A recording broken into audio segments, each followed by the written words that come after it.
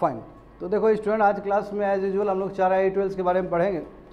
109 भारत का कैसा trade policy होगा, तो अभी अनवील किया गया है, यानी कि अभी उद्घाटन किया गया है, अभी स्टार्ट किया गया है। हमारा ट्रेड पॉलिसी थोड़ा डिफरेंट होगा, समझ गए ना। हमारा trade policy all together different होगा। देखो पहले जितने भी ट्रेड पॉलिसी हुई हैं उसमें सब में सनसेट क्लॉज था। सनसेट क्लॉज का मतलब क्या है, जैसे हम 2015 में किए थे तो 2015 से लेकर 20 तक का था ट्रेड, फिर उसको 3 साल एक्सटेंड किया गया तो 8 साल के लिए हुआ। उसको बोलते हैं सनसेट टाइम, कि कुछ पर्टिकुलर ईयर के लिए।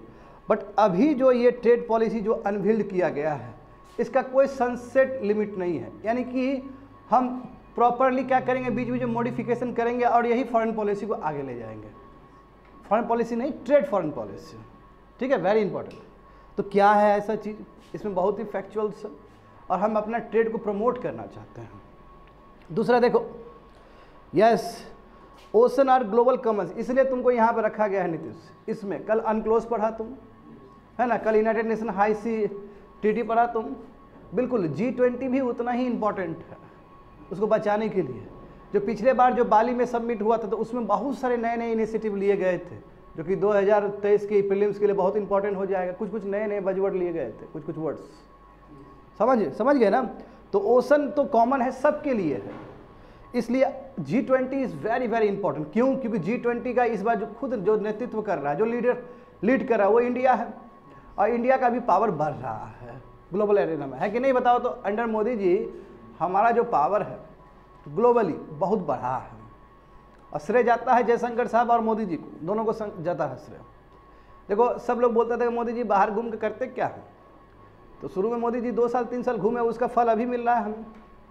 कल या परसों यूक्रेन का जो मिनिस्टर था, एक लेडी मिनिस्टर थी, उसने क्या बयान दिया था कि मोदी जी तो विश्व गुरु है, कुछ करे।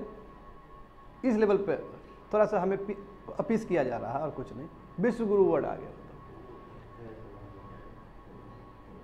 समझ रहे हैं ना, मोदी जी, वही मोदी जी के बारे में हम सोच रहे हैं, कितना गजब का पर्सनालिटी है। देखो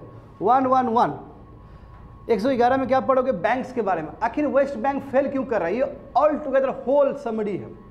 आखिर ऐसा क्या बात है कि वेस्ट का जो जितने ही बैंक है, यूनाइटेड स्टेट्स का, स्विट्जरलैंड का बैंक, ये बैक टू बैक फेल क्यों कर रहा है। कुछ तो मिसमैनेजमेंट होगा इसमें, भले ही अलग अलग है, कोई सिग्नेचर बैंक फेल कर गया, कोई सिलिकॉन बैंक वैली फेल कर गया, कोई स्विस बैंक फेल कर गया। आखिर क्या रीज़न है, क्या ये लोग ज़रूरत से ज़्यादा ऑपरेशन कर रहा है बैंक, तो बिल्कुल यही रीज़न है। अब बट इंडिया क्यों नहीं फेल कर रहा है, यस कल हम कोर्ट सेशन में यही बताए थे, इंडिया क्यों नहीं फेल कर पा रहा है। एक तो हमारा स्ट्रेस एसेट है, हम चेक करते रहते हैं अपने एसेट को, हम लाइबिलिटी पे भी उतना ही ध्यान देते हैं जितना हम डिपॉजिट पे, जितना हम एसेट पे देते हैं, दोनों तरफ हमारा ध्यान है। तो इस चीज़ को समझेंगे, ये pure economics. 111 and last one देखो, public policy and public administration. Public policy and public administration, इसको अटेंशन नहीं मिला जितना अटेंशन मिलना चाहिए था। अब देखो IAS विद्यार्थी कोई भी पास करके चला जाता है, बट उसको ठीक से पब्लिक पॉलिसी बनाने नहीं आया, तो फिर कैसे काम चलेगा। इसलिए स्कॉलर ने, जो राइटर ने सुझाव दिया है कि एक कंपलसरी पेपर होना चाहिए पब्लिक मैनेजमेंट का, पब्लिक में। और भारत में बहुत कम यूनिवर्सिटी है जहाँ पे पब्लिक मैनेजमेंट के बारे में पढ़ाया जाता है, और जो IAS IPS जो बन के जाते हैं उसके पास पब्लिक मैनेजमेंट का कुछ ज्ञान नहीं होता है, उसके पास पब्लिक पॉलिसी का ज्ञान ही नहीं रहता। वो थोड़ा बहुत इंडक्शन प्रोग्राम में, इंडक्शन ट्रेनिंग के टाइम में थोड़ा बहुत भर दिया जाता है, बट रियल सेंस में उसके अंदर आता ही नहीं है। उससे तो कई बेहतरीन तुम्हारा जो बैंक में जो कर्मचारी है प्राइवेट प्लेयर वाले, वो ज़्यादा बेटर है उससे, इसलिए लेटरल एंट्री करवाया जा रहा था IAS का 2-3 साल पहले। तो क्या मैटर है, समझेंगे इस चीज़ को, बात समझ गए। ये पूरी तरीके से मेंस पर्सपेक्टिव से हो जाएगा। 4th वन, हाँ कर्मयोगी होने से क्या होगा, पहले कल्चर दो ना, पहले कल्चर देना होगा बिगनिंग में। अब देखो यदि कोई बोल दे कि ये सब्जेक्ट कंपलसरी है UPSC में, वो अपने आप यूनिवर्सिटी में बढ़ जाएगा, अपने आप रोजगार क्रिएट हो जाएगा उससे। जैसे 12th शेड्यूल में लैंग्वेजेस, जितने भी 22 लैंग्वेजेस है ना हमारा, हाँ सर 8th शेड्यूल में जो 22 लैंग्वेजेस, तो अब वो लैंग्वेजेस होने का मतलब क्या हुआ, हर जगह पढ़ाया जाएगा। UPSC हर लैंग्वेज में ही एग्जाम लेती है, तो बढ़ा के नहीं बढ़ा उसका। 2012 में एथिक्स का भी तो एडिशनली, हाँ एथिक्स भी डाला गया ताकि जो करप्शन हो रहा है, मिस गवर्नेंस हो रहा है, वो कम हो सके, लोग के अंदर सिंपैथी और एम्पैथी का भावना हो। पब्लिक सर्वेंट है मगर लोग को ठीक से वो संवेदनशील जो संवेदना होना चाहिए वो बाहर ही नहीं कर रहा है, तो क्या फ़ायदा हुआ फिर? अब तुम पब्लिक सर्वेंट हो, तुम पब्लिक का दुख ही नहीं समझेगा तो काहेगा पब्लिक सर्वेंट है तुम? इसी के लिए एथिक्स के पेपर इंट्रोड्यूस किया गया, क्योंकि हम लोग पढ़ेंगे प्रीलिम्स के बाद। तो ये 4 एडिटोरियल्स के बारे में स्टूडेंट आज हम लोग चर्चा करेंगे। ठीक है, ये देखो 109, और यदि कॉपी में लिख सकते तो लिखो, अच्छी बात है। कुछ कुछ पॉइंट एडिशनल पॉइंट लिखो, क्योंकि हर चीज़ समझ में नहीं आएगा यहाँ पे। 109 salient features of the new foreign trade policy. ये सिलेबस का कौन सा हिस्सा हो जाएगा student? GS paper 3 economic development, effects of liberalisation on the economy, changes in industrial policy and their effects on industrial growth. और ये हिंदू पेपर में 3 अप्रैल को आया था। ठीक है, तो लेट्स स्टार्ट। इंडिया ने अनवील किया न्यू फॉरेन ट्रेड पॉलिसी। अब इससे पहले थोड़ा सा बैकग्राउंड जान लो कि हमारा ट्रेड का स्थिति क्या है। बताओ, तुम लोगों को पता है ना, देखो 2022 और 23 का अभी जस्ट मार्च खत्म हुआ, तो अभी आंकड़ा आना बाकी है, थोड़ा टाइम लगेगा।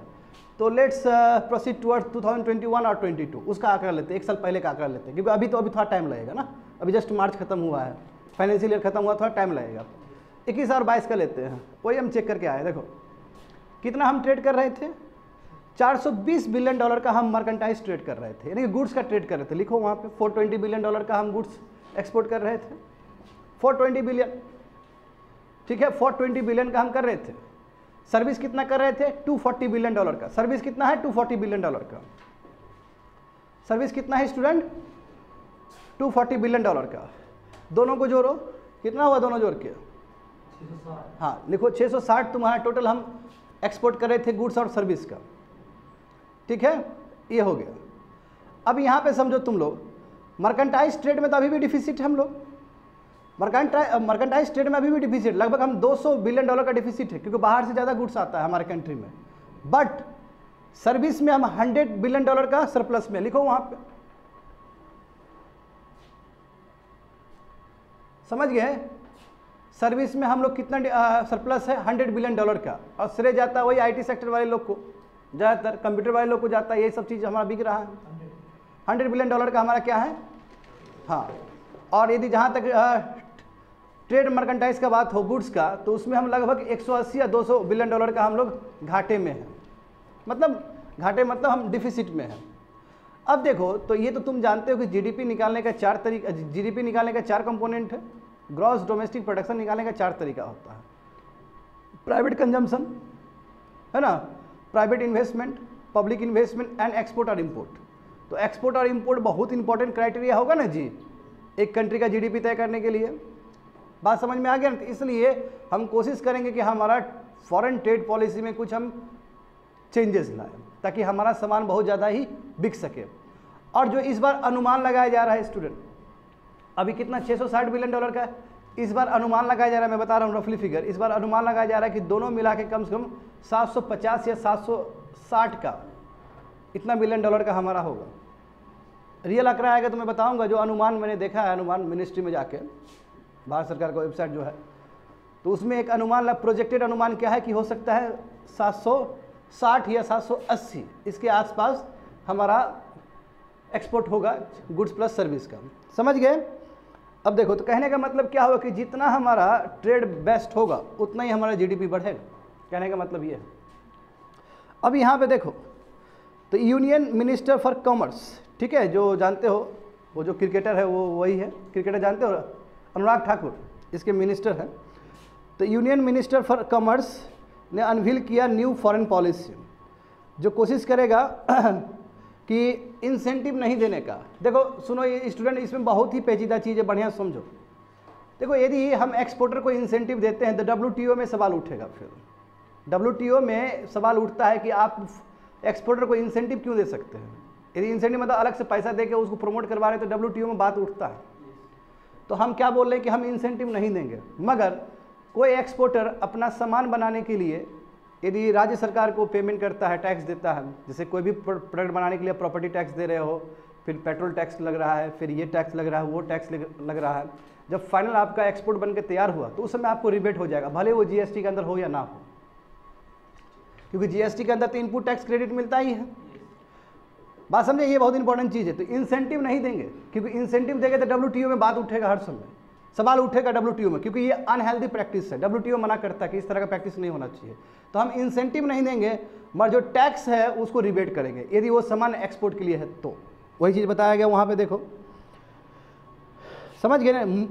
Moves away from providing incentive to exporter but lowers a few cost for smaller firms and promises swift clearances along with the one time amnesty scheme for export obligation defaults. अब इसके बारे में थोड़ा देर में बताएंगे, जब वो बताएंगे ये एमनेस्टी क्या है तो थोड़ी देर में बताएंगे। एक समझ में आ गया तुमको कि इंसेंटिव हम नहीं देंगे, हम क्या करेंगे, ज़्यादा से ज़्यादा जो भी टैक्स लगाया है एक्सपोर्टर जो बेचना चाहता है वो सब टैक्स को अंतिम में जाके हम क्या करेंगे, रिबेट कर देंगे कि भाई इतना इतना टैक्स तुम दिया था, आप पैसा रख लो क्योंकि तुम्हारा सामान है एक्सपोर्ट के लिए है।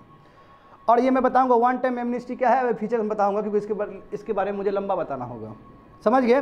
तो हमारा क्या एम क्या है, हमारा एम है कि हम आने वाले समय में 2030 तक 2 ट्रिलियन का हम क्या करें, एक्सपोर्ट करें। 1 ट्रिलियन फॉर गुड्स और and 1 trillion for your services. तो 2030 तक यानी कि हमारे पास 7 साल बचा है, 7 साल में हम $2 ट्रिलियन का हम व्यापार करें, गुड्स प्लस सर्विस। गुड्स कितना 1 ट्रिलियन और तुम्हारा सर्विस कितना 1 ट्रिलियन का। समझ में आ गया ना स्टूडेंट। इसमें वही बोला कि यस हम क्या करेंगे, it allows for adjustment based on the world trade and in industry feedback. यानी कि वर्ल्ड ट्रेड का जो भी है, हम जो भी मॉडिफिकेशन लाएंगे फॉरेन पॉलिसी में, ट्रेड फॉरेन पॉलिसी में, वो पूरा कंसिस्टेंट होगा इंटरनेशनल प्रैक्टिसेस से, उसके अगेंस्ट नहीं जाएंगे। यही तो कारण है कि हम इंसेंटिव नहीं दे रहे हैं। हम इंसेंटिव नहीं दे रहे हैं, क्यों? इंसेंटिव देकर WTO में फंस जाएंगे हम, फिर हमारा सामान नहीं लेगा कोई।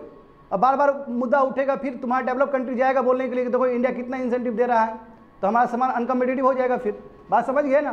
तो कहने का मतलब जो इंटरनेशनल प्रैक्टिसेस है उसके आधार पे हम अपने ट्रेड फॉरेन पॉलिसी को एडजस्ट करेंगे।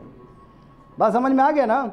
एक्सपोर्ट प्रमोशन इनिशिएटिव्स, और कोशिश करें कि हमारा जो इंडियन करेंसी में हम क्या करें, अपने एक्सपोर्ट को प्रमोट करें। देखो इंडियन करेंसी में हम प्रमोट करेंगे तो बहुत फायदा होगा ना।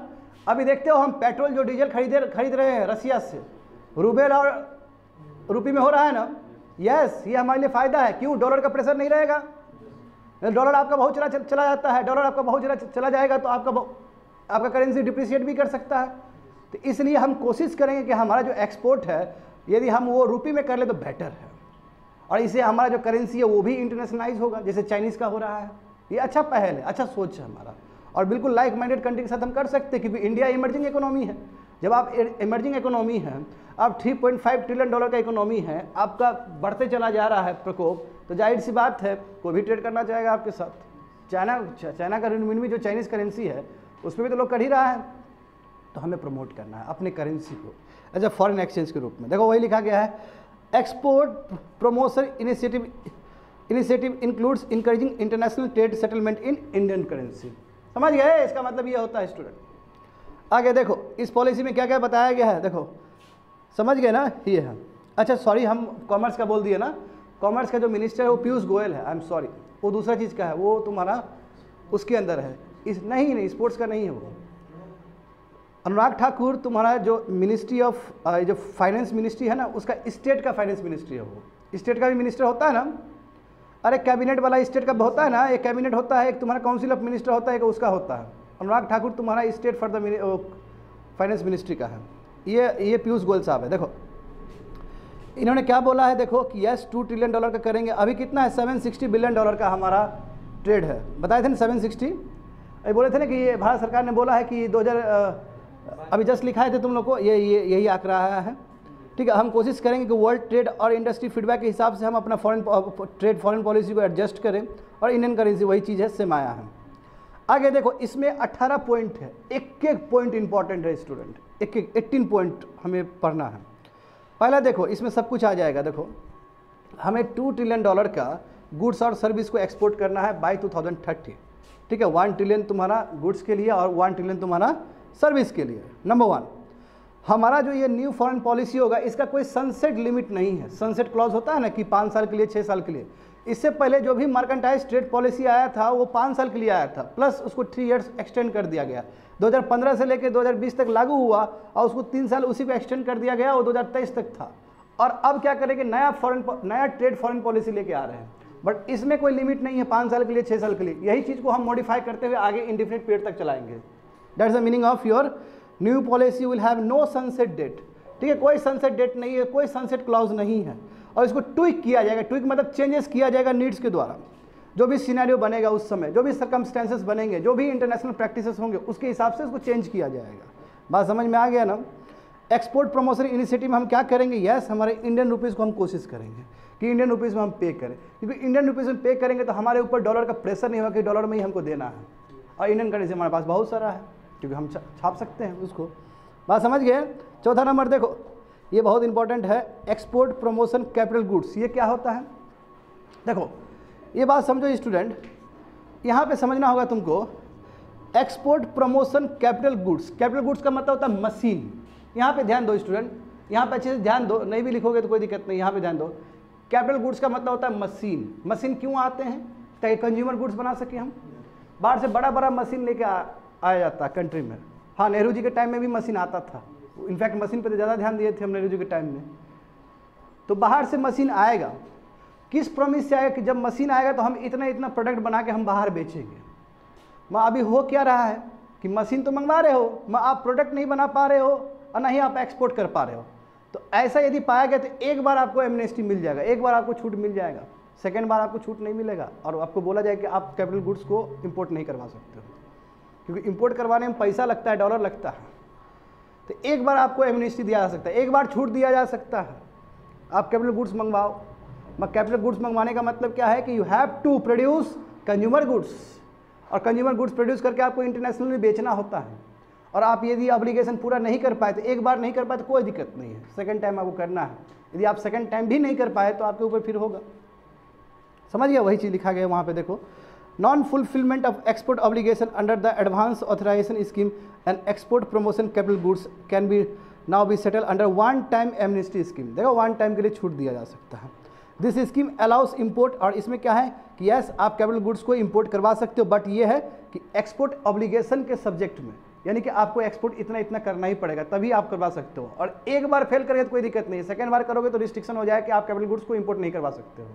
ये इसलिए किया जा रहा है कि भाई कैपिटल गुड्स लाने में बहुत पैसा लगता है, डॉलर लगता है। आप लेके आए हो और तुम इंडस्ट्री खड़ा ही नहीं कर पाया तो फालतू का लेके आया है तुम, डॉलर कितना चला गया है उसका, समझ गए। दूसरा देखो, और ये सेम जो EPCG स्कीम है, एक्सपोर्ट प्रमोशन कैपिटल गुड्स, ये तुम्हारा MSME के लिए भी खोल दिया गया। यस MSME भी कर सकता है। क्यों, आखिर हम जानते हैं कि माइक्रो स्मॉल मीडियम इंटरप्राइजेज जो है उसको हमें आगे ले जाना है। उसके लिए भारत सरकार का पॉलिसी देखो कितना कुछ आया है उसके लिए कि MSME को प्रमोट करना है। कैसे MSME को प्रमोट कर सकते हैं, तो इस तरह का ये ECG वाला ये चीज़ EPCG स्कीम इसके लिए भी खोल दो। ये भी इंपोर्ट करवाएगा, ये भी सामान बनाएगा, ये भी बेचेगा। सिमिलरली जो PM मित्रा स्कीम है जहाँ पर टेक्सटाइल को जुड़ा था उसके लिए भी खोल दिया गया है, तो वो भी लाएगा, वो भी बनाएगा, वो भी बेचेगा। तो इससे क्या होगा, हमारा जो एक्सपोर्ट है डिफरेंट डिफरेंट जो हमारा सेक्टर का एक्सपोर्ट है वो प्रमोट हो सकेगा। समझिए स्टूडेंट, वही चीज़ लिखा गया है। तो एप्लीकेशन फ़ी जो होगा वो तुम्हारा MSME के लिए भी कम कर दिया गया है, और इससे कम से कम हमारे इंडिया में 55 से लेकर 60% MSME को फ़ायदा होगा। समझ गए, MSME आगे जाएगा तो भारत आगे जाएगा, क्योंकि MSME ऐसा सेक्टर है जहाँ पे बहुत ज़्यादा जॉब क्रिएट होता है। और MSME का मतलब केवल मैन्युफैक्चरिंग ही नहीं होता है, MSME का मतलब दोनों ही होता है, सर्विस और मैन्युफैक्चरिंग। आगे देखो इसमें क्या दिया गया है, देखो the policy has included mercantile trade with in its ambit so that the exporter in India can source. हाँ देखो ये गजब का चीज़ है। इसमें क्या है कि जो हमारा जो ट्रेडर है, ट्रेडर क्या कर सकता है कि बाहर से, देखो बाहर से सामान मंगवा सकता है, बिना इंडिया को टच किए दूसरा जगह भी भेज सकता है वो, क्योंकि सिल्क रूट में यही होता था, सामान कहीं से लाते थे कहीं बेच देते थे, तो उसमें भी कमाई होता है ना। तो इसमें यही बोला गया है कि हमारा बिना लैंड को टच किए हुए हम एक जगह से लाएंगे और दूसरी जगह से बेच देंगे, बिना touching, without touching the land of country. ये इसलिए क्योंकि एक्सपोर्टर इसका फ़ायदा होगा, जो ट्रेडर इन्वॉल्व है उसको फ़ायदा होगा, और हमारा करेंसी आएगा, डॉलर आएगा हमारे पास। तो वही लिखा गया है देखो यहाँ पे कि मर्केंटाइल ट्रेड, इसका मतलब क्या, exporter in India can source goods from another country, दूसरी जगह से वो गुड्स ला सकता है और थर्ड कंट्री को बेच सकता है बिना इंडिया को टच किए हुए, ठीक है, ताकि एक्सपोर्टर को प्रमोट हो, नया नया एक्सपोर्टर क्रिएट हो। समझ गए। और उतना ही नहीं, तुम्हारा जितने भी dual use high end goods है, dual use high end goods मतलब क्या कि जो टेक्नोलॉजी से रिलेटेड, जैसे ड्रोन देखो, ड्रोन का यूज़ क्या नहीं हो सकता है, ड्रोन देखो डिलीवरी के लिए भी हो सकता है, ड्रोन तुम्हारा है ना, ड्रोन से तुम्हारा बम सब भी कैरी किया जा सकता है। देख रहे हो ना, पाकिस्तान से ड्रोन में आता है कि नहीं आता है ड्रग्स सब, हाँ वहाँ से तुम्हारा ड्रोन में तुम्हारा बहुत सारा वेपन्स भी आता है। तो जितने भी टेक्नोलॉजी से रिलेटेड डिवाइसेस है, चाहे वो ड्रोन हो गए, ठीक है, या अनमैन एरियल व्हीकल्स हो गए, या क्रायोजेनिक टैंक हो गया, या फिर बहुत केमिकल्स हो गया जिसका यूज़ एक नहीं है, एक से ज़्यादा यूज़ है, ऐसे प्रोडक्ट को प्रमोट करना। क्यों स्टूडेंट? क्योंकि हम जानते हैं कि हमारा इंडिया का जो एक्सपोर्ट है उसमें हमारा 70% जो प्रोडक्ट है वो सब लो एंड प्रोडक्ट है। बताए थे ना क्लास में, लो एंड प्रोडक्ट है, जबकि वो साउथ कोरिया का, जापान का देखेंगे तो ये सब हाई एंड प्रोडक्ट है। ये लोग मशीन है, कंप्यूटर है, IT सेक्टर का चीज़ है, और हमारे इंडिया में क्या क्या ओनली 30% से भी कम हमारा क्या हाई एंड एलिमेंट्स है। तो इसलिए इसको प्रमोट करने के लिए, डुअल यूज को प्रमोट करने के लिए, क्रायोजेनिक टैंक्स को प्रमोट करने के लिए, केमिकल को प्रमोट करने के लिए, तुम्हारा ड्रोन्स को प्रमोट करने के लिए, यस हम बेचेंगे इस चीज़ को जिसका तुम्हारा यूजेस मोर देन वंस है। समझ गए? देखो PM मित्रा भी बिल्कुल export promotion capital good schemes का बेनिफिशियरी हो सकता है। दूसरी बात है कि ऑनलाइन अप्रूवल, अब बिना फिजिकल इंटरफेरेंस का ऑनलाइन अप्रूवल होगा। देखो फिजिकल इंटरफेरेंस होता है तो करप्शन हो जाता है, सही बात है ना। अब मान लो कि सर्टिफिकेट बना रहे हो, अब वहाँ पे बैठा हुआ है, चंगा लोग बैठा हुआ है, तो बोलेगा कि पैसे दो, वो खाएगा, घूस खाएगा वो। तो अब घूस नहीं खाए बोल के तुम्हारा गवर्नेंस पैटर्न यहाँ पे भी बैठाया जा रहा है। समझ गए ना? ऑनलाइन अप्रूवल होगा बिना फिजिकल इंटरफेस का। सर्टिफिकेट ऑफ ओरिजिन बहुत इंपॉर्टेंट है, बहुत ज़्यादा इंपॉर्टेंट है। देखो ये यहाँ पे होता क्या था कि हमारा FTA साइन है तुम्हारा इंडिया और तुम्हारा फॉरेन कंट्री के साथ, आसियान कंट्री के साथ। ये लोग क्या करता था कि चाइनीज सामान मंगवा के यहाँ भेज देता था, तो गड़बड़ हो जाएगा ना। ओरिजिन चाइना है, आ रहा है मलेशिया से, तो ये अब नहीं चलेगा। कहाँ बना है सामान वो होना चाहिए। तो उसी के लिए देखो सर्टिफिकेट ऑफ ओरिजिन कहाँ से आया उसके बारे में होगा। यदि चाइना से आया तो टैक्स लगेगा अलग से। ऐसा हो रहा था, क्यों? अरे भाई ये लोग औकात ही नहीं है कि इतना सामान बना पाए जितना चाइना बना पाता था। ये सामान उधर से लाता था, इंडिया में भेज देता था। तो इंडिया वाला कंटेंशन हुआ कि भाई ये तो इसका ओरिजिन तो कुछ और है, ये चाइना का सामान वियतनाम से आ रहा है, चाइना का सामान मलेशिया से आ रहा है, तो ऐसे तो दिक्कत हो जाएगा। तो इसलिए ओरिजिन वाला चीज़ होना चाहिए। हाँ, paperless filing of export obligation, यानी कि पेपर एकदम वर्चुअल होगा जी, क्योंकि पेपर में कार्रवाई होता है तो बहुत लंबा टाइम लगता है ना, लिटिगेशन हो जाता है, कॉस्ट होता है। तो अब जितने भी यदि वर्चुअल हो, डिजिटली हो, तो कॉस्ट क्या होगा? कम हो जाएगा, ट्रांजैक्शन टाइम कम हो जाएगा, पैसा जो लगता है वो कम हो जाएगा, इसका फ़ायदा होगा स्टूडेंट। दूसरी बात है कि यस पॉलिसी में कॉमर्स एक्सपोर्ट को बहुत ही इंपॉर्टेंट चीज़ तरीके से आइडेंटिफाई किया गया है। क्या होता है कॉमर्स एक्सपोर्ट? देखते हो ना, कुछ भी मंगवा लेते हो स्विगी से। हाँ, जब भी मन हुआ, बैठे हुए हो, दिमाग खराब हुआ, कुछ ऑर्डर कर दिया, कैसे, और आ भी जाता है। तो अब इस चीज़ को हम नहीं समझेंगे तो फिर बहुत पीछे हो जाएंगे।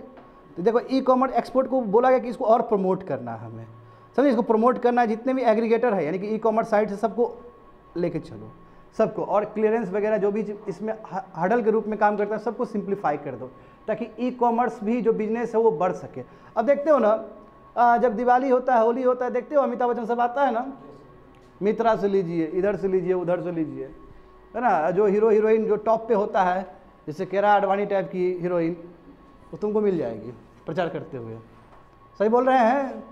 देखो, तो इस हिसाब से हम करेंगे तो अभी देखो, अभी हमारा 2030 तक हमें कितना करना है, कॉमर्स एक्सपोर्ट कितना करना है? 200 से लेकर $300 बिलियन करना है। जबकि अभी कितना है? अभी कम है, अभी $5 to $10 बिलियन का होगा, तो उतना ज़्यादा करना है। बट आप कॉमर्स साइट पर ऐसे तो नहीं कर सकते हो, आपका IT इंफ्रास्ट्रक्चर वो बनाना पड़ेगा आपको।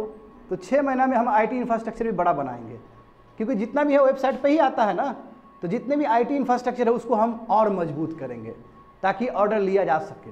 बात समझ में आ रहा है? तो यस, हम कॉमर्स साइट को प्रमोट करना चाहते हैं, क्योंकि आदमी का अब तरीका चेंज हो रहा है। कई स्टूडेंट इस क्लास में भी होंगे जो रेगुलर मंगवाते होंगे कॉमर्स साइट से। यस, अब तो बुक भी मंगवा लोगे तुम लोग, हम खुद मंगवाते हैं यार। हम क्या, सभी लोग मंगवाता होगा, इतना आसान। जब ये चीज़ भारत सरकार को पता है तो यस IT इंफ्रास्ट्रक्चर चाहिए हमें, ताकि और बड़ा हो सके और कमा सके। अब तो विदेश से भी मंगवा सकते हो तुम लोग, पता है ना। यस, विदेश से भी मंगवा सकते हो। आगे देख लो, यहाँ पे देखो, पहले जो था कुरियर सर्विस में पहले 5 लाख लगता था, उसको बढ़ा के तुम्हारा 10 लाख कर दिया गया है। इससे और तुम्हारा एक्सपोर्ट हो पाएगा, और अच्छे से एक्सपोर्ट हो पाएगा बाहर से भी। देखो, स्पेशल ट्रेनिंग दिया जाएगा तुम्हारा कॉमर्स एक्सपोर्टर को, इस एकदम ट्रेनिंग एक्टिविटीज़ दिया जाएगा इन लोग को, ताकि और बेटर हो सके। और उतना ही नहीं, 39 जो टाउन्स है उसको एक्सपोर्ट ऑफ एक्सीलेंस के रूप में रखा जाएगा। क्यों? एग्जाम्पल देखो, फरीदाबाद अप्रैल के लिए जाना आता है, कपड़ा के लिए जाना आता है फरीदाबाद, समझ में आ गया। मुरादाबाद हैंडीक्राफ्ट के लिए जाना आता है। मिर्ज़ापुर देखो हैंडमेड कारपेट्स के लिए जाना जाता है, दरी के लिए जाना जाता है। वाराणसी देखो हैंडलूम और हैंडीक्राफ्ट्स के लिए जाना। तो ये जो इंडिया में जो बेस्ट बेस्ट जगह है जो जाना जाता है पर्टिकुलरली प्रोडक्ट के लिए, उसको प्रमोट करो, और उसी को हम बोल रहे हैं कि सेंटर ऑफ एक्सपोर्ट एक्सीलेंस है। ठीक है, ऐसे टाउन को चिन्हित करना। ई कॉमर्स एक्सपोर्ट को और बढ़ाना, ई कॉमर्स एक्सपोर्ट को ऐसे इतना बड़ा कर देना कि उसके अगल बगल में ही क्या हो, तुम्हारा गोडाउंस हो। गोडाउंस है तो सामान अंदर रख रहा है, वहीं पे क्लियरेंस ऑफिस सब भी है ताकि दूर नहीं जाना पड़े। कस्टम ऑफिस होता है बगल ही में हो, वहाँ से क्लियरेंस आसानी से मिल जाए। तो ये सभी चीज़ है, समझे। इसमें हमें क्या करना है, यस वहाँ पे ये भी होना चाहिए कि यस लेबलिंग, टेस्टिंग और पैकेजिंग ठीक से, क्योंकि प्रोडक्ट है भाई, प्रोडक्ट में तुम यदि बहुत अच्छे से नहीं करोगे, लेबलिंग नहीं करोगे, टेस्टिंग नहीं करोगे, तो फिर सामान खराब हो जाएगा, तो आपको क्वालिटी का पंगा होगा। ऐसे भी जानते हो भारत का जो सामान जाता है बाहर कितना गंदे तरीके से पिटाता है, जैसे वीट हमारा जो हुआ था स्थिति। उसका देखो पॉलिसी में वही बोला गया ना, यही चीज़, इंसेंटिव नहीं देंगे हम, अब हम रिमिशन बेस्ड रेजिम देंगे। रिमिशन मतलब जो भी आप टैक्स पहले दिए हैं उसको रिबेट कर दिया जाएगा, समझिए, बट इंसेंटिव नहीं देंगे। इंसेंटिव देंगे तो फंस जाएंगे ऊपर WTO में। 75 और 100 डिस्ट्रिक्ट को चिन्हित किया गया है। वही याद करो, मोदी जी ने 1 डिस्ट्रिक्ट 1 प्रोडक्ट को प्रमोट किया था ना, तो ये भी उसी टाइप का है कि 75 से लेकर 100 डिस्ट्रिक्ट को प्रमोट किया जाएगा। वहाँ पे एक एक प्रोडक्ट तो बेचा ही जाएगा, 1 डिस्ट्रिक्ट 1 प्रोडक्ट तो होगा ही, साथ साथ उसमें और भी सर्विस हो सकते हैं, और भी तुम्हारा प्रोडक्ट हो सकते हैं, समझ। इसके लिए तुम्हारा इंटर मिनिस्ट्रियल ग्रुप भी बनेगा। डिपार्टमेंट ऑफ रेवेन्यू के कुछ मेंबर्स रहेंगे, कुछ पोस्ट रहेंगे, कोई DIG, अलग अलग लोग रहेंगे, सब साथ में आएंगे, रूल्स रेगुलेशन बनाएंगे ताकि हमारा जो एक्सपोर्ट हो तुम्हारा ग्रीन चैनल से हो सके। ग्रीन चैनल का मतलब क्या है? ग्रीन चैनल का मतलब है कि जहाँ पे इतना ज़्यादा सामान को एग्जामिनेशन नहीं किया जा रहा है, पहले लेवलिंग टेस्टिंग सब हो गया है, प्रमोट करो। तो ये प्रमोट करेंगे तो हमारा सामान क्या हो जाएगा, छा जाएगा, और हमारा जो $2 ट्रिलियन का जो हम उम्मीद कर रहे हैं वो हमारा पूरा हो जाएगा। समझ में आ गया स्टूडेंट? देखता है कितना फैक्चुअल है, और एक एक चीज़ इंपॉर्टेंट है तुम्हारा, मैं इस पर्सपेक्टिव से तो है ही, समझ गए। आगे देखो, ओशन तो ग्लोबल कॉमन्स है, यानी ग्लोबल कंसर्न भी कह सकते हो एक तरफ से। ओशन सबके लिए है ना। अब देखो भारत का जो लोकेशन है स्टूडेंट, देखते हो भारत का लोकेशन पूरा घिरा हुआ है। भारत तो क्या बोले, भारत के नाम से तो एक ओशन का नाम ही है, इंडियन ओशन। ऐसा शायद ही कहीं पे हो। इस पे भी बहुत ही विवाद तो नहीं बोलेंगे, इस पे भी बहुत बैठक हुआ था कि आखिर उस ओशन का नाम क्या रखे, तो बोला कि इंडिया सबसे बड़ा कंट्री है, इसी का नाम रख दीजिए इंडियन ओशन। तो कहने का मतलब क्या है कि यस ओशन जो है कॉमन कंसर्न है सबके लिए, कॉमन चीज़ है। क्यों? क्योंकि ओशन में दिक्कत होगा तो हर कंट्री को ही दिक्कत होगा। तो देखो international relation, important international institution, agency, फोरा, देयर स्ट्रक्चर, मैंडेट एक्सेट्रा। तो पढ़ो यहाँ पे G20 जानते हो कंट्री, बहुत सारे कंट्री इसमें इन्वॉल्व है, यूरोपियन यूनियन, ब्रिटेन सब इन्वॉल्व है। इसमें देखो इमर्जिंग इकोनॉमी भी है, यानी कि जो डेवलपिंग कंट्री है वो भी है इस एसोसिएशन में, और प्लस तुम्हारा डेवलप कंट्री सब भी है। ये बेस्ट कम्बिनेशन है, बात समझिए। आज देखो एक सब कंट्री को जोड़ दोगे तो बच्चे लोग 45% वर्ल्ड का कोस्ट लाइन ये शेयर करता है, 45% बहुत ज़्यादा होता है, समझे। देखो इसमें क्या बोला है, G20 देखो, यदि G20 को सबको साथ कर दे कंट्री को, तो 45% तुम्हारा वर्ल्ड कोस्ट लाइन को ये टच करता है, और 21% तो एक्सक्लूसिव इकोनॉमिक जोन है ये, 21%, वही 200 नॉटिकल माइल्स तक सबका देखोगे तो 21% आता है। बताए थे 200 nautical miles is exclusive economic zone. Ocean क्या है? देखो ग्लोबल बायोडाइवर्सिटी का रिजर्वर है, दुनिया भर का तुमको बायोडाइवर्सिटी मिलेगा ओशन के अंदर, है कि नहीं बताओ। ग्लोबल वेदर और क्लाइमेट को रेगुलेट कौन करता है? ओशन ही करता है। ओशन क्या करता है? कार्बन डाइऑक्साइड को नीचे न्यूट्रलाइज करता है। यदि ओशन सबसे बड़ा कार्बन सिंक है, do you know this thing? Yes, सबसे ज़्यादा तुम्हारा कार्बन को एब्जॉर्ब करता है ओशन, बात समझे। और देखो जितने भी बिलियंस ऑफ पीपल है जो कोस्टल एरियाज में रहते हैं, सबका लाइवलीहुड कौन देख रहा है? ओशन ही देख रहा है, सी ही देख रहा है। क्यों? अरे भाई फिशरी करेगा, दुनिया भर का चीज़ निकालेगा और बेचेगा और अपना जीवन का निर्वाह करेगा। तो ओशन कहीं ना कहीं हर जगह से ही प्रभावित करता है लोग को, बात समझे। इसलिए हमारे प्राइम मिनिस्टर क्या बोलते हैं कि मेरे लिए जो ब्लू चक्र है इंडियन फ्लैग में, वो और कुछ नहीं, ओशन इकोनॉमी ही है।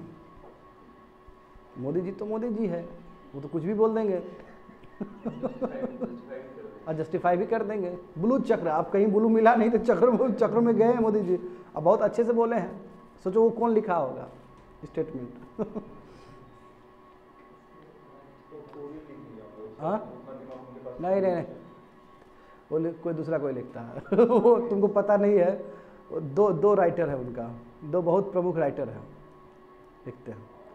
देखो what are the threats to the ocean are face, क्या क्या ओशन फेस कर रहा है। देखो यहाँ पे ध्यान दो, यहाँ पे एक्सट्रीम वेदर इवेंट्स हो रहे हैं, ओशन एसिडिफिकेशन हो रहा है, ओशन में बहुत ज़्यादा कार्बन डाइऑक्साइड आ रहा है ना, इसके देखो कोरल लीव्स को फर्क पड़ रहा है, कोरल ब्लीचिंग हो रहा है कि नहीं हो रहा है स्टूडेंट, सी लेवल राइज हो रहे हैं, सी लेवल राइज हो रहे हैं तो जितने भी आइलैंड कंट्री है वो सब दब रहा है, मरीन पोल्यूशन हो रहा है। देखो एग्रीकल्चर में तुम गंद मचा दिया तो एग्रीकल्चर में जितने भी तुम नाइट्रोजन वाला केमिकल डाल रहे हो उसमें वो सब जाएगा यूट्रोफिकेशन होके, हाँ पूरा यूट्रोफिकेशन हो रहा है, ओशन में पूरा नाइट्रोजन जम जा रहा है, जमेगा तो क्या होगा, अलगल ब्लूम होगा, अलगल ब्लूम मतलब क्या है, अलगी पूरी तरीके से ऑक्यूपाई कर लिया, वो आपका ओशन ही खराब हो गया।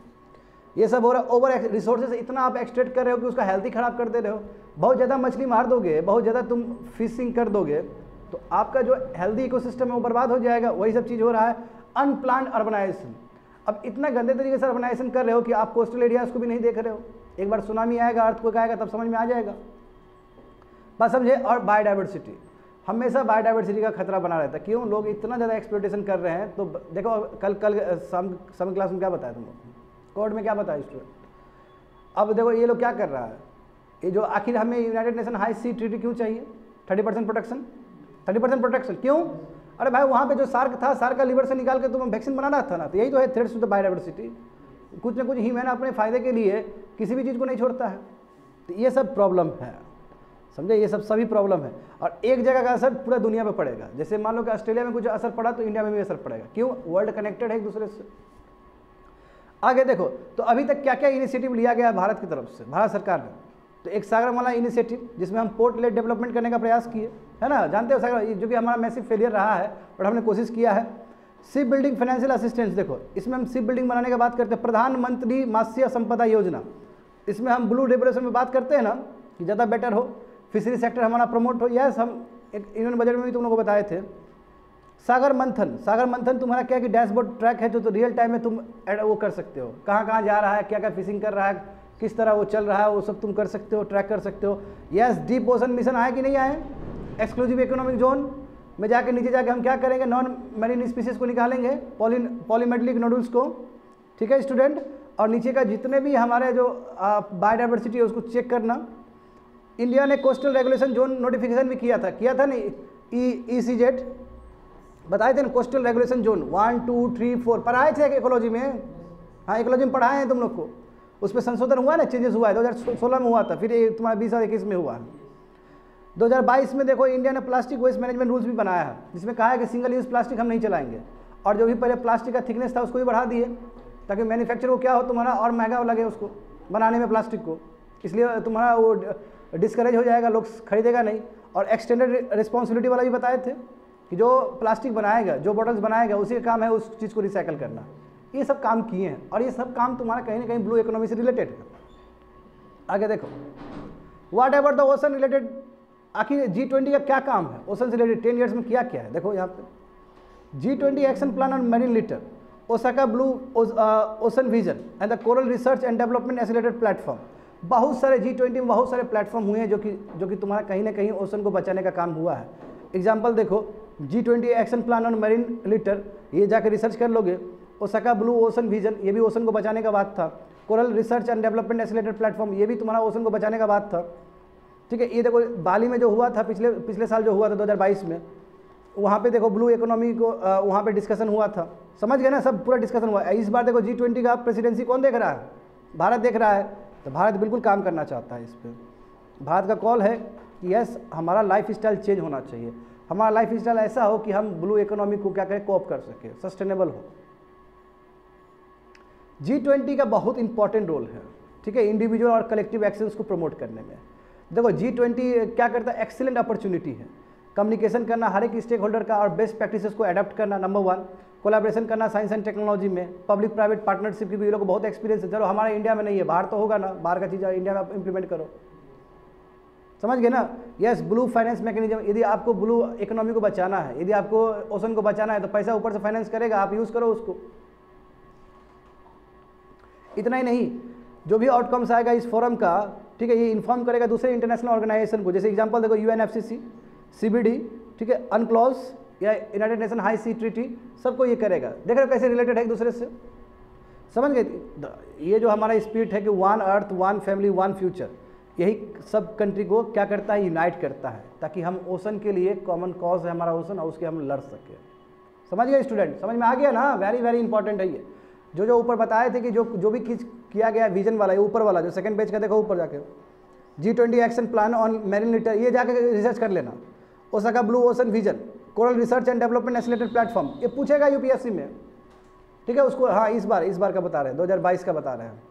नीतीश ये सब फैंसी वर्ड है, ठीक है, गो एंड रिसर्च।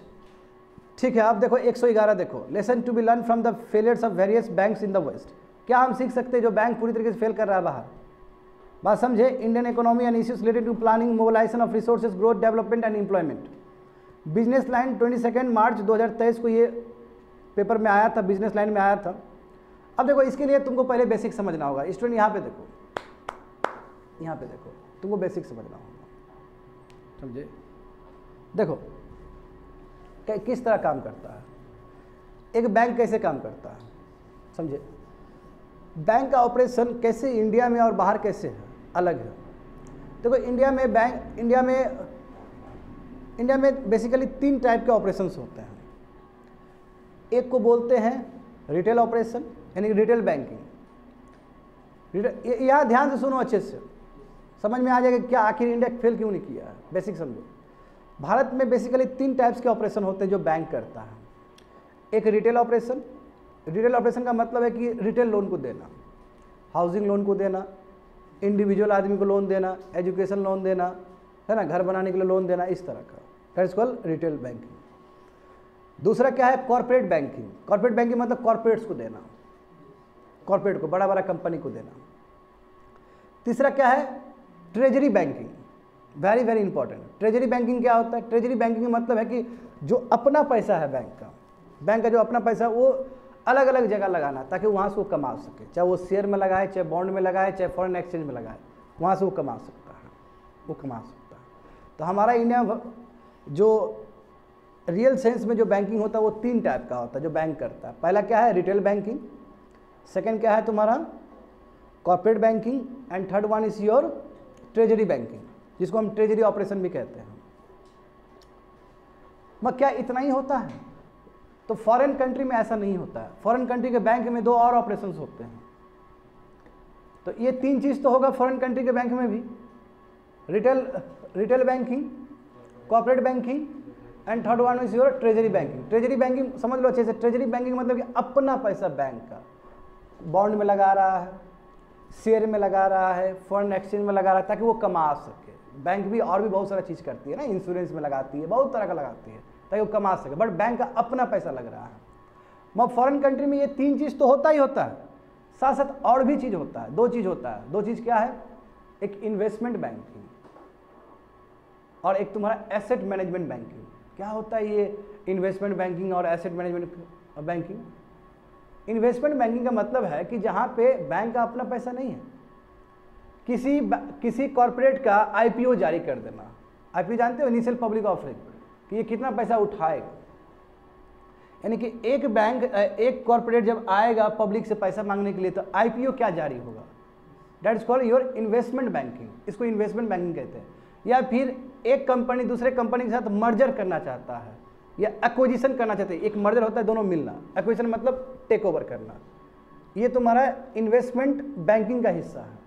ये भी फॉरेन कंट्री का बैंक करता है, इंडिया नहीं करता है। लास्ट क्या है तुम्हारा, asset management banking. Asset management banking मतलब क्या, कि जहाँ रईस लोग, आदमी लोग हैं, जैसे अंबानी अडानी, उसके पैसा को मैनेज करना। ये भी काम क्या कौन करता है, बाहर का बैंक करता है, इंडिया नहीं करता है। अब यहाँ पे समझो, जब बाहर का बैंक इतना कुछ ऑपरेशन को, 5 ऑपरेशन को एक साथ करेगा तो पिटाएगा ना गंदे तरीके से। हाँ, मान लो कैसे रिलेशन दे रहे हैं, रिटेल लोन दे दिए, कॉर्पोरेट लोन दे दिए, और आप क्या कर रहे हो, एसेट मैनेजमेंट भी कर रहे हो। रईस आदमी लोग का एसेट मैनेजमेंट वही बैंक कर रहा है। मान लो कि अचानक विड्रॉ कर दिया तो फिर लायबिलिटी, एसेट लायबिलिटी मिसमैच हुआ कि नहीं हुआ? हुआ कि नहीं हुआ एसेट लायबिलिटी मिसमैच? क्योंकि आपने एसेट दिया था लोन के फॉर्म में और लायबिलिटी उसका डिपॉजिट था, और आपका एक ही बार उसने निकाल लिया, रईस आदमी लोग निकाल लिया, तो पूरा एसेट लायबिलिटी मिसमैच हो जाएगा, बैंक कोलैप्स कर जाएगा। तो क्या इंडिया में इन्वेस्टमेंट बैंकिंग और जो लास्ट में बोले एसेट मैनेजमेंट बैंकिंग क्या नहीं होता? तो इंडिया में होता है, बट जो इंडिया में होता है उसका तरीका अलग है। देखो इंडिया में क्या होता है, जैसे IDBI बैंक है, लेट्स से IDBI बैंक 3 काम तो करेगी, रिटेल बैंकिंग, कॉर्पोरेट बैंकिंग और तुम्हारा ट्रेजरी ऑपरेशन या ट्रेजरी बैंकिंग, ये 3 चीज़ तो करेगी। मगर यदि IDBI को एसेट मैनेजमेंट ऑपरेशन करना है या फिर तुम्हारा इन्वेस्टमेंट बैंकिंग काम करना है तो उसके लिए एक अलग ही वर्टिकल, एक अलग ही डेडिकेटेड इंस्टीट्यूशन बनाया जाएगा और जो रिंग फेंस्ड होगा। और ये मेन बैंक से तो कोई काम ही नहीं है, तो फेल करेगा तो ये फेल करेगा, तो ये बैंक को असर नहीं पड़ेगा। तो ये इंडिया का खूबसूरती है बैंक का, इसलिए हम फेल नहीं करते हैं। हाँ, साइलोज में काम करेगा, अपना अपना काम करेगा, वर्टिकल है, उसका अपना ब्रांच है और वो ब्रांच बना ही उसलिए। मैं वहाँ क्या है कि 5 ऑपरेशन एक ही बैंक कर रहा है, तो 5 ऑपरेशन करेगा तो एसेट लायबिलिटी मिसमैच होने का चांसेस ज़्यादा रहता है।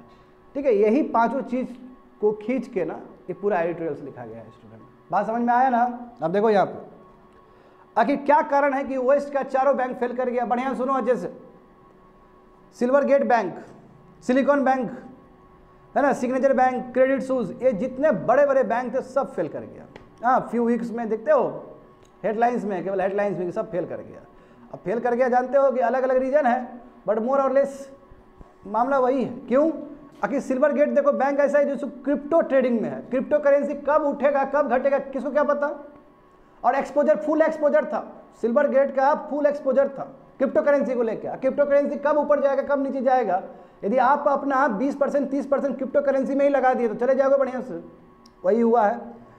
और सिलिकॉन बैंक वैली कोलैप्स हुआ, वो तुम जानते हो, वही एसेट क्वालिटी को लेके फेडरल रिजर्व का जो एक्शन है वो चीज़ को लेके। ठीक है, क्योंकि ज़्यादातर आपने स्टार्टअप पे ही फोकस किया, फंड विंटर फंडिंग हुआ था, इसके बारे में ज़्यादा जानते हो तुम लोग।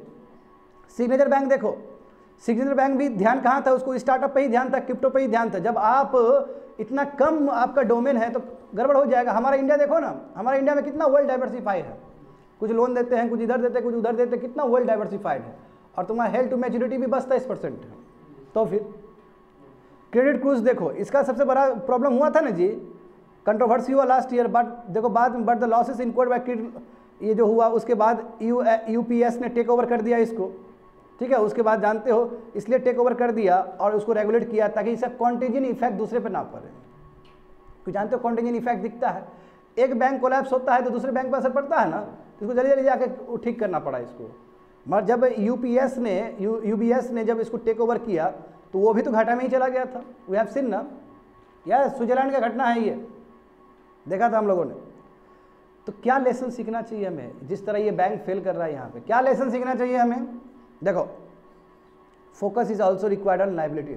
हर समय आप एसेट एसेट एसेट देखते, जो लोन दिया है उस पर ध्यान देते। व्हाट अबाउट द लाइबिलिटी, कितना डिपॉजिट है उस पर भी तो ध्यान देना चाहिए। अब इंडिया में देखो उसके लिए स्ट्रेस टेस्ट होता है। देखो होता क्या कि मैं अभी बोल रहा हूँ कि पाँच ऑपरेशन करता है जी वेस्टर्न बैंक, जो फर्स्ट में जो हम लोग बात किए। अब इसमें क्या है कि आपका लाइबिलिटी तो है, आपके पास डिपॉजिट है, अचानक क्या किया कि एसेट मैनेजमेंट ऑपरेशंस हो रहे हैं तो रईस आदमी लोग पैसा विड्रॉ किया तो आपका एक ही बार चला गया। तो उसका हेल्थ चेक करना है, लाइबिलिटी जो डिपॉजिट है बैंक में उसका क्या स्थिति है। और हम जानते हैं कि यस लाइबिलिटी ज़्यादा होना चाहिए एज़ कम्पेयर टू एसेट। अभी इंडिया में भी ट्रेंड थोड़ा चेंज हो रहा है। इंडिया में बताए थे ना, कल ही तो बताएं, अभी हमारा जो डिपॉजिट है, डिपॉजिट 12% है और जो हमारा जो क्रेडिट है, क्रेडिट कितना है तुम्हारा 15-16% चला गया। तो थोड़ा सा ट्रेंड ठीक होना होता है, इसको रिवर्स होना चाहिए था। अब ये देखो, हर समय तुम एसेट पोर्टफोलियो पे क्रिएट करते हो, लाइबिलिटी स्ट्रक्चर भी उतना ही इंपॉर्टेंट, उस पर भी उतना ही ध्यान देने की जरूरत है। बात समझे? प्रूडेंशियल गाइडलाइंस होना चाहिए, सही गाइडलाइंस होना चाहिए। प्रूडेंशियल मतलब क्या, मैनेजमेंट सही होना चाहिए, आपका लाइबिलिटी कितना है उसको अच्छे से चेक होना चाहिए। बात समझ गए ना? यस, आप स्टार्टअप को दे दिए, स्टार्टअप पे पूरा आप समर्पण का भाव है आपका स्टार्टअप पे, स्टार्टअप एक ही बार विड्रॉ करेगा तो हो गया, खत्म हो जाओगे आप। तो ओवर एक्सपोजर नहीं होना चाहिए एक ही सेक्टर में, आपका वेल डाइवर्सिफाइड होना चाहिए। यहाँ से ये सीखने वाला चीज़ है। मैं इंडिया देखो, इंडिया ज़्यादा बेटर है, इंडिया बहुत ही ज़्यादा बेटर पोजीशन पे है। रिस्क फ्रॉम इन्वेस्टमेंट पोर्टफोलियो, जो इन्वेस्टमेंट बताए थे ना अभी जस्ट, जो चौथा वाला जो था इन्वेस्टमेंट पोर्टफोलियो। देखो अब यूएस ट्रेजरी में क्या किया, अब उस समय सिलिकॉन बैंक वैल्यू क्या लगा कि यूएस ट्रेजरी में आप पैसा डाल दो तो कोई दिक्कत नहीं है। अभी मीनवाइल क्या हुआ, तो वहाँ का जो फेडरल रिजर्व उसने क्या किया, उसने अचानक इंटरेस्ट बढ़ा दिया। जब इंटरेस्ट बढ़ा दिया तो बॉन्ड प्राइस घट गया, जब बॉन्ड प्राइस घट गया तो पूरी तरीके से पिट गया। तो ये भी प्रॉब्लम है। तो कहने का मतलब कि जो सबसे सेफेस्ट है वो ठीक से नहीं रह पा रहा है। ये इसलिए नहीं रह पा रहा है क्योंकि वहाँ का एक बैंक है 5 ऑपरेशन कर रहा है। यदि वो वर्टिकल रहता है स्टूडेंट, यदि उसका भी डेडिकेटेड वर्टिकल रहता तो इतना फर्क नहीं पड़ता। ये है कहने का मतलब। रिस्क फ्रॉम इन्वेस्टमेंट बैंकिंग, देखो वही वेल्थ मैनेजमेंट बिजनेस जो बताएं वही चीज़ है। अब एक बैंक इतना कुछ करेगा तो फिर कैसे काम चलेगा फिर? जैसे एग्जांपल देखो, क्रेडिट सूज का बताया गया है, जो लॉस हुआ वो इन्वेस्टमेंट बैंकिंग की वजह से हुआ है। क्रेडिट सूज को काम करना चाहिए था फर्स्ट सेकंड थर्ड पे, अब वो इन्वेस्टमेंट बैंकिंग ऑपरेशन पे भी काम कर रहा है। अब वो तुम्हारा कंपनी का IPO जारी कर रहा है, इनिशियल पब्लिक ऑफरिंग, वो कंपनी दो कंपनी को एक्विजिशन मर्जर करवा रहा है। अरे भाई उसका काम ही नहीं था, वो काम करवाने के चक्कर में उसका पैसा बर्बाद हो जाएगा। यस, ये हमें सीखना चाहिए, ये इंडिपेंडेंटली होना चाहिए सभी चीज़। दूसरी बात है, देखो इंडिया में क्या है तुम्हारा, इंडिया में हम बेस्ट है। इंडिया में इसलिए बेस्ट है क्योंकि हमारा जो होता है इंश्योरेंस, म्यूचुअल फंड, ये जो भी अलग अलग फॉर्म में, हमारा जो वर्टिकल है, बताया ना बैंक का अपना वर्टिकल है। जैसे हमको इन्वेस्टमेंट बैंकिंग करना हो, हमको वेल्थ मैनेजमेंट करना हो, उसका अलग वर्टिकल है हमारा, तो इसलिए हम सेफ हैं, वही बता। और मोरेवर हमारा क्रिप्टो करेंसी तो लीगल है ही नहीं इंडिया में, तो हमें डरने की बात ही नहीं है। क्रिप्टो करेंसी को लेकर कोई भी लोन लेने के लिए आएगा तो हम भगा देंगे उसको, बोलेंगे लीगल नहीं है, भागो यहाँ से, तो वो भी खतरा नहीं है हमारे ऊपर। दूसरी बात है सम सजेशन, तो सजेशन क्या दिया गया बैंक के हम, तो यही बोला गया कि यस हमें पूरा देखना चाहिए, हमें डिपॉजिट और लोन दोनों को चेक करना चाहिए। उसके लिए देखो RBI बार बार बोलती है कि स्ट्रेस टेस्ट करो, 6 महीना में स्ट्रेस टेस्ट करो, उसे पता चल जाएगा क्या लायबिलिटी और तुम्हारा एसेट का हाल है। हाँ, हमारा जो ट्रेजरी डिपार्टमेंट है उसको और अच्छे से काम करना चाहिए, उसका एक अलग टीम होना चाहिए इन्वेस्टमेंट करने के लिए, इन्वेस्टमेंट बैंकिंग के लिए वर्टिकली होना चाहिए, मगर हर समय सावधानी बरतना चाहिए ताकि। और दूसरी बात है कि जिसको आप लोन दे रहे हो उसका डेब्ट सर्विस कवरेज रेशियो है कि नहीं है। अब मान लो कि तुमने एक कंपनी को 100 करोड़ रुपया दे दिया, तो क्या वो कंपनी कमा के आपके इंटरेस्ट दे सकता है? तो वो भी कहने का मतलब क्रेडिट रिस्क असेसमेंट होना चाहिए। जो आप क्रेडिट दे रहे हो, कोई कॉर्पोरेट ले रहा है तो वो कितना आपको चुका सकता है, उस पर असेसमेंट होना चाहिए, बात समझे। और हाँ देखो, दूसरी बात है कि ये देखो, इस बार यदि कोई भी बैंक डिफ़ॉल्ट हुआ तो कितना हम 5 लाख देते हैं ना। हाँ 5 लाख, पहले 2 लाख था, 1 लाख था ना, 1 लाख बढ़ा के 5 लाख कर दिए ना। कोई भी बैंक फेल होता है तो 5 लाख देते हैं उसको। आपका 3 लाख जमा है तो 3 लाख मिलेगा, 10 लाख जमा है तो 5 लाख मिलेगा, 5 करोड़ जमा है तो 5 लाख मिलेगा, ये बताए थे ना। Yes, we have seen.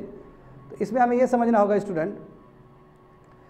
तो अब ऐसा ये कहना गलत होगा क्योंकि इंडिया में बहुत सारा बैंक अलग टाइप का। SBI देखो बेस्ट हो, कभी फेल ही नहीं हो सकता है। अर्बन कोऑपरेटिव बैंक फेल होने का चांसेस है। तो आप एक काम करो कि अलग अलग बैंक के हिसाब से अलग अलग प्रीमियम रख दो, किसी का 10 लाख कर दो, किसी का 5 लाख कर दो। SBI का 5 लाख कर दो, हो सकता है उसका 2 लाख कर दो, क्योंकि वो फेल होने वाला ही नहीं है। तो यूनिफॉर्म नहीं होना चाहिए, इससे और बेटर होगा। और जो जिसका ज़्यादा फेल होने का चांस, जैसे येस बैंक है पूरा फेल कर गया ना, तो जब आपको पता है कि ये बैंक सब फेल कर जाएगा तो उसका आपका जो इंश्योरेंस उसको बढ़ा दीजिए, ये सजेशन दिया गया है। That's it. आगे देखो, समझ में आ गया ना। यस। अब देखो 112, public policy and public administration are not getting due attention. जो अटेंशन मिलना चाहिए था स्टूडेंट, हाँ, पब्लिक पॉलिसी और पब्लिक एडमिन वो नहीं मिल पाया।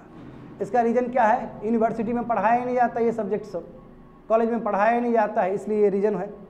GS paper 2 social justice and governance, government policy and intervention for development in various sectors and issues arising out of the design and implementation. ये हिंदू पेपर में 30 मार्च को आया था स्टूडेंट। समझो क्या है पब्लिक पॉलिसी, कितना इंपॉर्टेंट है ना। बिना पब्लिक पॉलिसी तो हो ही नहीं सकता कुछ भी चीज़। तो गवर्नमेंट का जो पॉलिसी है बहुत इंपॉर्टेंट है एक कंट्री का फ्यूचर डिसाइड करने के लिए। गवर्नमेंट पॉलिसी मतलब पब्लिक पॉलिसी, क्योंकि इससे तुम्हारा इकोनॉमिक ग्रोथ होता है, पब्लिक वेलफेयर होता है, और सिटीजन, जो कॉमन सिटीजन है उसका लाइफ चेंज होता है। और उस तरह का आपका पब्लिक पॉलिसी नहीं है, और ब्यूरोक्रेट को समझ ही नहीं है पब्लिक पॉलिसी का, तो खाक करेगा, वो नहीं कर पाएगा, इम्प्लीमेंटिंग नहीं कर पाएगा। देखो आयरनी यही है कि बहुत कम ही पॉलिसी मेकर है जो कि सिविल सर्विस ऑफिसर लोग हैं, और ये लोग ठीक से पढ़े ही नहीं है। बहुत कम लोग को ही पता है कि क्या पब्लिक पॉलिसी होता है, क्या पब्लिक एडमिनिस्ट्रेशन होता है। अब देखो कोई बच्चा यदि ऑप्शनल में पब्लिक एडमिनिस्ट्रेशन पढ़ के गया तो उसका तो भला है, मगर सब बच्चा थोड़े खाली पब्लिक एडमिनिस्ट्रेशन पढ़ के जाता है, पपेट सब पढ़ के नहीं जाता है ना। तो फिर ये जो फ्रेज है पब्लिक मैनेजमेंट, ये पब्लिक मैनेजमेंट का मतलब है कि public policy plus public administration दोनों को जोड़ोगे, that is called public management. तो पब्लिक मैनेजमेंट का मतलब क्या होता है student? Public policy plus public administration, दोनों का जानकारी हुआ, दोनों को जोड़ दोगे तो विल गेट पब्लिक मैनेजमेंट। और देखो यहाँ पे हमारे इंडियन ब्यूरोक्रेसी में देखो बहुत ही ऐसे टैलेंटेड पीपल है, मगर जब गवर्नेंस का बात आता है तो प्राइवेट सेक्टर मैनेजमेंट हमेशा बाजी मारता है। क्यों? क्योंकि ये लोग को पब्लिक पॉलिसी के बारे में आइडिया ही नहीं है, इन लोगों का एफिशिएंसी उतना स्ट्रांग नहीं है पब्लिक ब्यूरोक्रेट्स का। मगर बैंकिंग सिस्टम में देखोगे तो इन लोगों को ज़्यादा पता है पब्लिक पॉलिसी के बारे में। एक बैंक मैनेजर को बुलाओ, उससे तुम पूछो, वो ज़्यादा तुमको बेटर बता पाएगा, बात समझे। तो इसलिए हमारा जो ट्रेनिंग होना चाहिए पब्लिक मैनेजमेंट, वो ट्रेनिंग मिसिंग है इंडिया में। अब एक आंकड़ा दिया गया है तुम लोगों को कि आखिर क्या स्थिति है formal education of public management का। देखो, all India council for technical education के हिसाब से देखा जाए, AICT के हिसाब से लगभग 3000 इंस्टीट्यूशन है जहाँ पे 4 लाख बिजनेस मैनेजमेंट प्रोग्राम्स होते हैं। देखते हो, बिजनेस मैनेजमेंट प्रोग्राम के लिए इतने ज़्यादा है, 4 लाख विद्यार्थी पढ़ते हैं, एडमिशन लेते हैं प्रत्येक साल, और उसमें से 130 प्राइवेट और नॉट प्रॉफिट यूनिवर्सिटीज़ है जो केवल तुम्हारा पब्लिक एडमिनिस्ट्रेशन प्रोग्राम पढ़ाता है। इतना कम, देखो वो 3000 कहाँ, ये 130, और वो उतना ही नहीं, उसमें से मात्र 29 ही इंस्टीट्यूशन है जहाँ पे केवल पब्लिक पॉलिसी प्रोग्राम पढ़ाया जाता है। देखो 30, ओनली 30, 29 मतलब 30, केवल 30 ही तुम्हारा यूनिवर्सिटी है जहाँ पे पब्लिक पॉलिसी प्रोग्राम पढ़ाया जाता है। इसका मतलब क्या हुआ, बहुत कम यूनिवर्सिटी हमारे कंट्री में ऐसा है जहाँ पे पब्लिक पॉलिसी प्रोग्राम से रिलेटेड कुछ पढ़ाया जाए। मिसिंग है कि नहीं है? देखो इसमें भी बताया गया कि 29 इंस्टीट्यूशन, उसमें भी देखो बताया गया है कि 17 तो तुम्हारा प्राइवेट है और उसमें 4 तुम्हारा सेमी प्राइवेट है। तो कहने का मतलब क्या, और देखो उसमें जो विद्यार्थी भी है तो 20 से लेकर 60 है। विद्यार्थी भी ज़्यादा नहीं है। क्यों विद्यार्थी ज़्यादा नहीं है? क्योंकि पढ़ने के बाद तुमको जॉब नहीं मिलेगा। देखते हो बच्चा लोग आर्ट्स नहीं पढ़ता, क्यों? आर्ट्स ग्रेजुएट करने के बाद कोई जॉब तो मिलेगा नहीं आपको, वही मेन रीज़न है, क्योंकि जॉब है ही नहीं है अवेलेबल, तो नहीं पढ़ता है ये लोग। आगे देखो, तो 3 सजेशन दिया है ऑथर ने आपको कि कैसे करें ताकि हम चेंज कर सके। तो पब्लिक मैनेजमेंट आपका UPSC, CBSE, CSE करिकुलम में होना चाहिए, यानी कि UPSC में जो मेंस पेपर होता है उसमें ये कंपलसरी पेपर होना चाहिए पब्लिक मैनेजमेंट, समझे? ये कंपलसरी सब्जेक्ट होना चाहिए।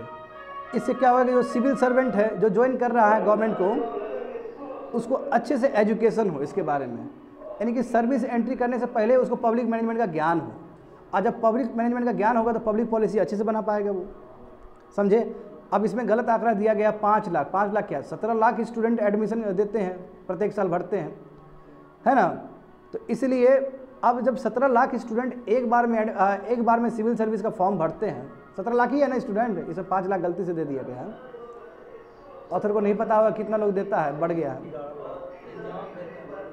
हाँ, जो रियल में जो एग्जाम देता है वो तो कम ही होता है।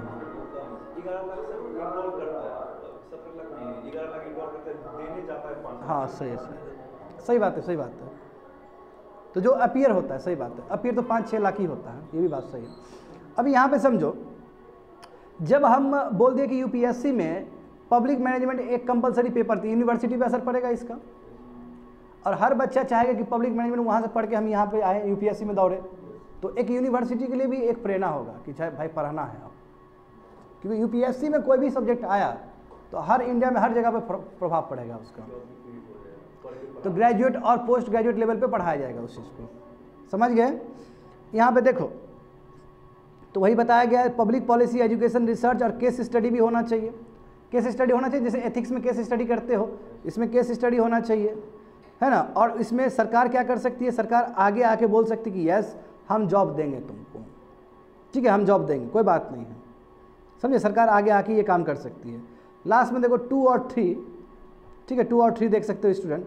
अच्छा, पहले लास्ट का बताते, even if only 10% make it various government job, वही 10% भी गवर्नमेंट जॉब में मिलता है यदि पब्लिक मैनेजमेंट पढ़ के, तो पॉजिटिव रिजल्ट होगा, लोग सब आकर्षित होंगे इस मैनेजमेंट को लेके, पब्लिक मैनेजमेंट को लेके, तो सरकार को रोल प्ले करना पड़ेगा।